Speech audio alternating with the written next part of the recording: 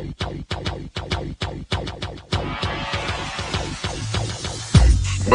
to the Odds Breakers, number one place for shared, sharp betting information. All right, welcome back, my friends, to podcast 1 of 2019. And I hope your 2018 treated you great.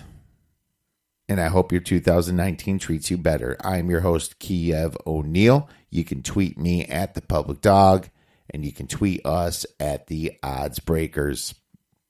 This episode is being sponsored by MyBookie.ag. Please visit MyBookie should you need a sports book and use the promo code The Odds Breakers for a one-time 50% sign-up bonus. They also have some reload bonuses as well. If you'd like to become an Odds Breakers member, you'll get our picks and premium picks before the line moves. Please visit theoddsbreakers.com for $12.99 a month. You can get all that, and for $2 more, you can become a patron subscriber. Lock it in while it's low. If nothing else, please visit theoddsbreakers.com and become a free picks newsletter subscriber from cappers such as myself and others. Well, I got to tell you, it was a great 2018.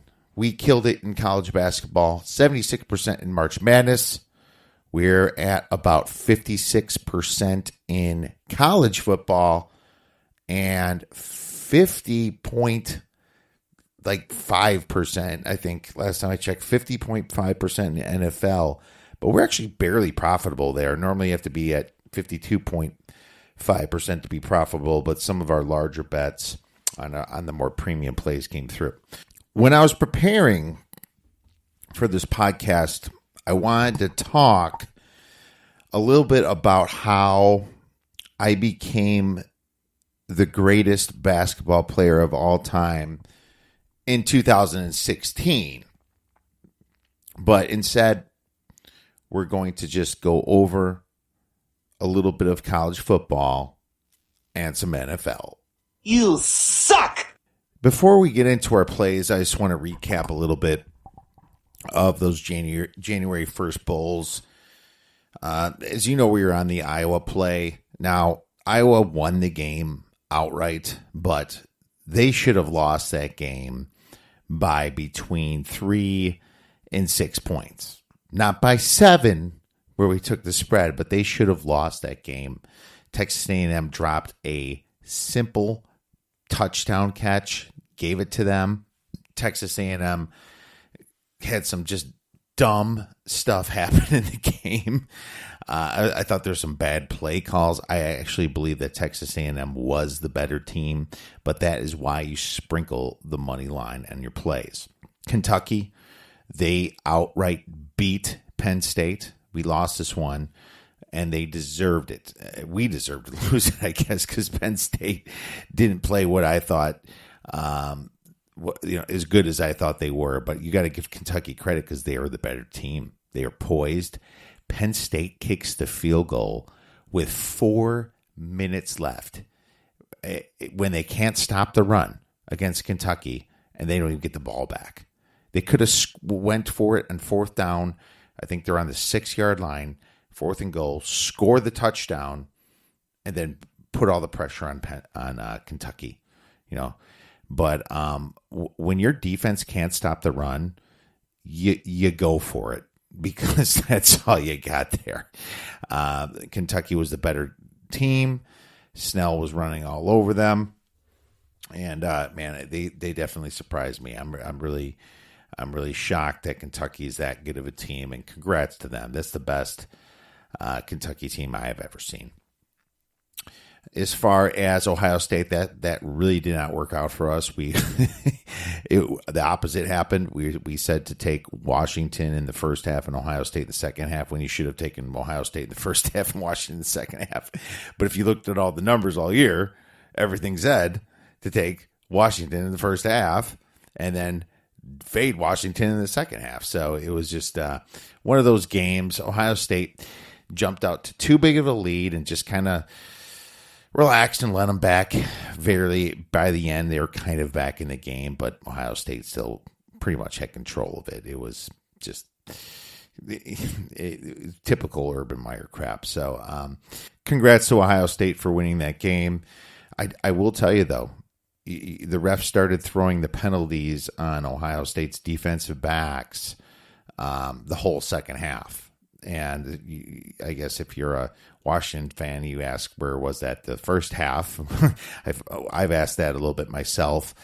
But sometimes the officials just jump on board and call the game a little bit differently to get the game close. So some of those second half bets can be a little bit dangerous at times when the team is blowing out the other team. And that's exactly what happened. So kind of sucked for us. Georgia, their punter was not ready to play this game. As a matter of fact, they weren't even tackling right. Their mindset wasn't into this game. And they lost outright to Texas. Their bull charged at the UGA, the Georgia mascot bulldog, and PETA's all over it right now. They're freaking out and talking about how there should not be live animals at games. Of course they are. But I think it was a little crazy to have those two animals that close together. It was pretty dangerous, and thank God nobody got hurt. But the way their bull charged, it was definitely dangerous for the people there. A couple people got hit but didn't get hurt. I think they learned something there, not to have Bevo, the bull, anywhere near UGA, the bulldog, or for that fact, any live animal mascots probably shouldn't be together in a crowd type atmosphere where they're already probably riled up and nervous. Wanted to quick talk about the national championship before we got into our plays as well.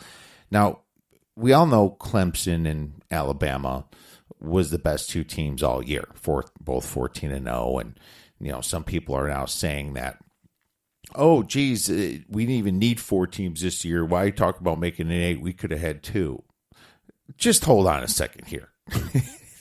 Just because this year there's 2 clear best teams does not make the championship any more legitimate in some people's eyes, and it doesn't exactly advertise the fact to different parts of the United States. But more importantly, people are saying, oh, Mackenzie Milton, if he played, UCF would have been the champion again, which is, we all know, was complete BS. They would have lost.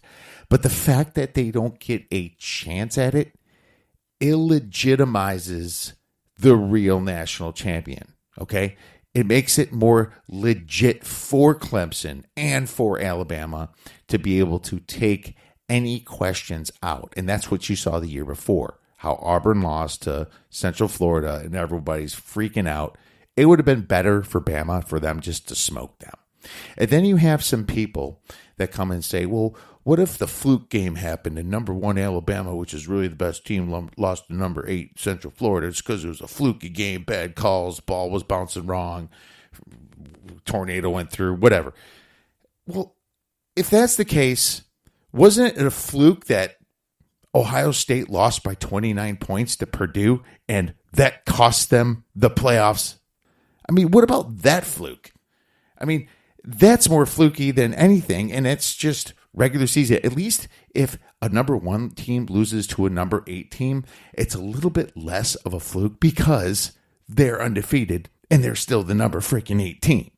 So that whole excuse really doesn't hold any water. I think it makes a championship a lot more legit in people's eyes when they get to take out the teams in the other conference. Plus, seriously, man, this day and age, you have a month before they even play their playoff game. Just add a game somewhere in there. Just throw a game in there. For God's sake, make it so it's more interesting to people and give some more people some representation. So today, I want to start with the NFL. And as we know, the playoffs are upon us. It's Wildcard week, and we certainly have some leans and some plays for you. Now, you know that we obviously have those future bets, but we're going to completely forget that those bets even exist because obviously we had some, but today it's all about talking about where we're leaning anyway or what we're playing without even caring that we have future bets. And that's, obviously to benefit the listeners that do not have any future bets such as ours. So let's get right into some of these games here. The first game I want to talk about is the Chargers versus the Baltimore Ravens. The Ravens are laying 2.5 points. Over under is at 41.5. You really have to give John Harbaugh some credit here for how he finished the season. Not only does he now have the best defense in yards per game, he also now has a top 10 offense actually in yards per game. So that's pretty awesome. The way this team runs the ball has been extremely solid. Okay. They're kind of going back to some of the philosophies of 1990s football with the read option and the quarterback running, the Lamar Jackson, the pistol, and some of those formations. Lamar Jackson's a great dual threat quarterback, but his threat's a little bit more escaping the pocket and running. He hits some passes, you see it, but for most part, his strength is in his legs here. But they don't pass the ball nearly as much as other teams. They run the ball with him or they run the ball with the running backs a ton. As a matter of fact, they lead the league at 34.2 rushing attempts per game, with Seattle second at 33.4. And they're, like I said, damn good at it. This Ravens team has already beaten the Chargers. We saw we were on the Ravens that game, and the question is, can they do it again? It's always a little bit harder to do it again because the other team is kind of up to what your game is, what you're doing, right? Baltimore had it was must win those last 3-4 games coming in, and they took care of business. But as far as the Chargers were concerned, it was just, they're playing just for a position in the playoffs. They were already pretty much locked in at that point. Numbers wise, Baltimore really has the upper hand here. On the other side of the coin, LA has been a great away team this year at an amazing 7-1 against the spread, beating teams like the Chiefs, the Steelers on the road. Anthony Lynn should be smart enough to play a contained type game that we discussed last time. Make Lamar Jackson beat him with his arm. Jackson's way too dangerous of a runner just to straight up blitz him. He'll get past your backers.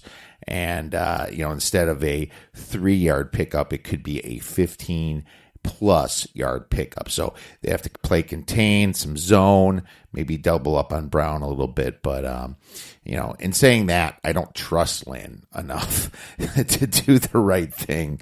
And so it's not that he's a bad coach. He's decent. The Chargers are in the playoffs. How much of that is Phillip Rivers?